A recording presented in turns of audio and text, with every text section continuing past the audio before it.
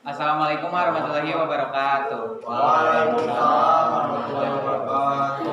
Kami di sini dari kelompok 3 ingin mempresentasikan mengenai gejala penularan seksual. Yang pertama, perkenalkan nama saya Muhammad Abdi Hidayat. Perkenalkan, nama saya Jamina. Iya. Saya Cep Sayaman. Iya. Saya Rapli. Iya. Baik, yang pertama akan membahas tentang pengertian penularan seksual oleh saudara Cecep. Nah, baik, sekarang saya akan menjelaskan tentang pengertian penyakit menular seksual atau yang bisa disebut PMS. Apa itu PMS? PMS adalah penyakit infeksi yang menular melalui kontak seksual baik seks vaginal, oral maupun anal. Penularan penyakit ini pun bisa melalui darah, sperma atau cairan tubuh lainnya. Terkadang penyakit ini juga bisa menular melalui kontak fisik intim lainnya. Hal ini karena beberapa PMS seperti herpes dan HIV bisa menyebar melalui kontak kulit ke kulit. Selain itu, pemakaian jarum suntik secara berulang atau bergantian di antara beberapa orang juga bisa menularkan penyakit. Mungkin hanya itu yang bisa saya jelaskan. Saya kembalikan ke moderator. Baik, selanjutnya yaitu jenis-jenis penyakit menular seksual yang akan dibacakan oleh saya sendiri. Yang pertama ada sipilis. Penyakit sipilis adalah penyakit menular seksual yang terjadi akibat infeksi bakteri Treponema pallidum. Penyakit ini mempunyai gejala berupa munculnya luka pada alat kelamin ataupun mulut. Luka ini pada umumnya akan bertahan antara 1 sampai 2 bulan dengan tidak menimbulkan rasa sakit tetapi mudah menular. Sipilis yang tidak kamu obati bisa menyebabkan kelumpuhan, kebutaan, impotensi, dan bahkan terkena masalah pendengaran serta hilangnya nyawa seseorang. Yang kedua, gonorrhea. PMS ini terjadi akibat bakteri Neisseria gonorrhoeae. Kondisi ini juga banyak orang kenali dengan kencing nanah karena menyebabkan keluarnya cairan saat buang air kecil yang menyebabkan rasa nyeri pada penis ataupun vagina. Yang ketiga, chlamydia. Chlamydia merupakan PMS yang paling umum terjadi. Penyakit yang terjadi akibat chlamydia trachomatis ini memang tidak menimbulkan gejala yang signifikan. Namun, chlamydia tetap harus kamu waspadai karena penularannya bisa terjadi tanpa disadari oleh orang yang terinfeksi. Jadi penyakit ini bisa tidak dilihat karena tidak mempunyai gejala. Yang keempat ada kutil kelamin. Kutil kelamin merupakan salah satu penyakit yang terjadi akibat virus human papilloma virus di sekitar alat kelamin. Penyakit ini tidak menimbulkan rasa sakit, tetapi biasanya akan muncul rasa gatal dan memerah. Ada banyak mitos keliru tentang kutil kelamin. Yang kelima ada HIV. HIV Human Immunodeficiency Virus akan menyebar melalui cairan tubuh dan menyerang sistem kekebalan tubuh. Pada tahap awal HIV tidak akan menunjukkan gejala karena virus akan tidur sementara waktu. Virus ini akan menunggu sistem imun melemah dan dapat berkembang menjadi penyakit Acquired Immunodeficiency Syndrome atau AIDS yang sangat mematikan. Yang keenam ada herpes genital. Ini adalah penyakit menular yang terjadi akibat virus herpes simplex (HSV). Herpes genital bisa menyebabkan rasa sakit, gatal, dan luka di area genital pengidap. Namun pengidap bisa juga tidak mengalami gejala, tapi tetap bisa menularkan virus bahkan ketika tidak memiliki luka yang terlihat. Yang selanjutnya yaitu gejala yang akan dibacakan oleh saudara Rapli Muslim. Baik, selanjutnya ada gejala penyakit menular seksual. Penyakit menular seksual tidak selalu menimbulkan gejala atau hanya menyebabkan gejala ringan. Oleh karena itu, penderita terkadang baru menyadari dirinya menderita penyakit menular seksual setelah muncul komplikasi atau ketika pasangannya terdiagnosis. Gejala yang dapat muncul akibat penyakit menular seksual beda tergantung pada jenis penyakit, tetapi umumnya berupa yang pertama benjolan, luka atau lebuhan di sekitar penis, vagina atau anus atau mulutnya. Yang kedua, rasa gatal di vagina atau penis. Yang ketiga, rasa terbakar di ketika buang air kecil atau berhubungan intim. Yang keempat, keluar cairan dari penis atau kencing nanah atau vagina keputihan. Selanjutnya, nyeri di perut bagian bawah, demam dan bibir, pembengkakan kelenjar getah bening atau benjolan di selangkangan, ruang kulit di dalam tangan atau kaki.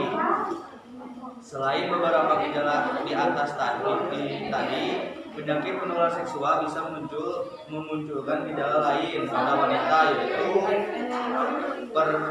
perdarahan di luar fase menstruasi dan bau tidak sedap dari vagina. Keluhan ini juga merupakan salah satu tanda penyakit kelamin wanita. Sementara gejala lain penyakit menular seksual pada pria meliputi ruam, sperma darah, dan pembengkakan testis. Baik, yang selanjutnya yaitu dampak dari penyakit menular seksual yang akan dibacakan oleh saudara Ajan Gina. Baik, di sini saya akan menyampaikan materi mengenai dampak atau akibat dari PMS atau penyakit menular seksual. Dampak psikologis yang seringkali terlupakan ketika terkena PMS adalah akan selalu muncul rasa bersalah, marah, sedih, menyesal, malu, kesepian, tidak punya bantuan, bingung, stres, dengki pada diri sendiri. Selain itu juga dengki pada orang yang terlibat, takut tidak jelas, insomnia atau sulit tidur, kehilangan percaya diri, gangguan makan, kehilangan konsentrasi, depresi, berduka, tidak bisa memaafkan diri sendiri. Lalu selalu mimpi buruk, merasa hampa, halusinasi, sulit mempertahankan hubungan atau komunikasi dengan sesama. Selain itu, seorang remaja akan semakin nekat atau membangkang dan tidak patuh lagi pada orang tua, terlibat konfrontasi dengan sanak saudara lainnya, melemahkan perekonomian, produktivitas menurun, serta kondisi fisik dan mental yang menurun. Nah, itulah dampak dan atau akibat dari PMS. Sekian, terima kasih. Baik, itu merupakan presentasi dari kelompok 3. Sekarang sesi tanya jawab, silakan kepada teman-teman yang ingin menanyakan mengenai materi kami. Oh, silakan Ripali. Assalamualaikum warahmatullahi wabarakatuh. Waalaikumsalam warahmatullahi wabarakatuh. Sebelum saya memulai ke pertanyaan, saya meminta kepada teman-teman semua untuk merubah pemikirannya menjadi pemikirannya lebih ke logika bukan ke realita. Soalnya pertanyaan saya itu lebih ke logika. Nah, di sini kita bentuk ke sebuah cerita. Misalnya di sini ada teman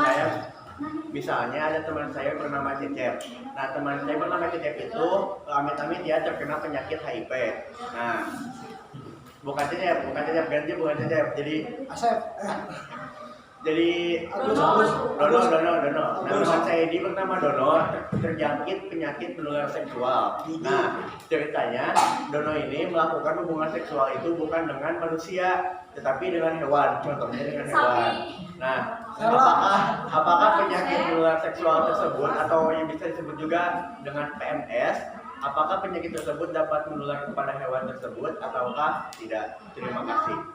Kalau iya, tolong berikan alasannya dan jelaskan, dan kalau tidak, berikan juga alasan dan penjelasannya. Terima kasih. Terima kasih kepada saudara Ripale telah mempertanyakan pertanyaan. Yang selanjutnya silakan untuk saudara Rizwan. Sebelumnya izin bertanya, perkenalkan nama saya Asep Rizwanugraha. Seperti yang dijelaskan tadi, bahwa dengan adanya kontak fisik itu bisa menjadi salah satu terjadinya penularan. Nah, dengan adanya kontak fisik itu bisa terjadinya penularan penyakit seksual seperti HIV dan lain sebagainya. Tolong jelaskan bagaimana siklus terjadinya saat kontak fisik tersebut. Sekian, terima kasih. Baik, saya di sini akan menjawab pertanyaan dari Ripali. Tadi kan pertanyaannya bagaimana ketika ada manusia yang mengalami HIV atau penyakit yang lain terus berhubungan seksual dengan hewan.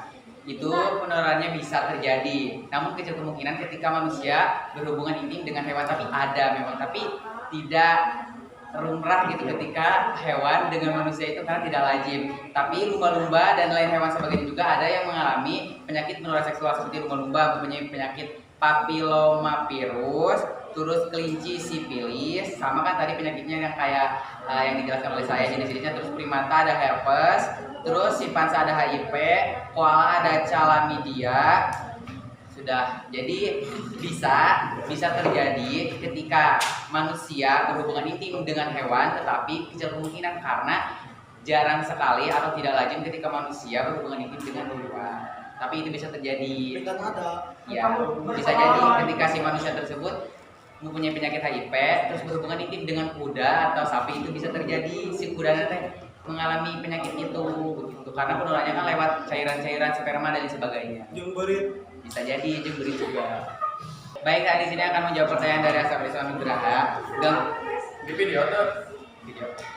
Gangguan yang dapat menyerang organ intim ini dapat mencakup semua jenis infeksi penyakit menular seksual yang disebabkan oleh bakteri adalah chlamydia, gonorrhea, dan sifilis. Lalu jenis gangguan yang disebabkan oleh virus adalah HIV, herpes genital, butil kelamin, dan hepatitis B. Selain itu, seorang juga dapat mengidap penyakit ini disebabkan oleh parasit.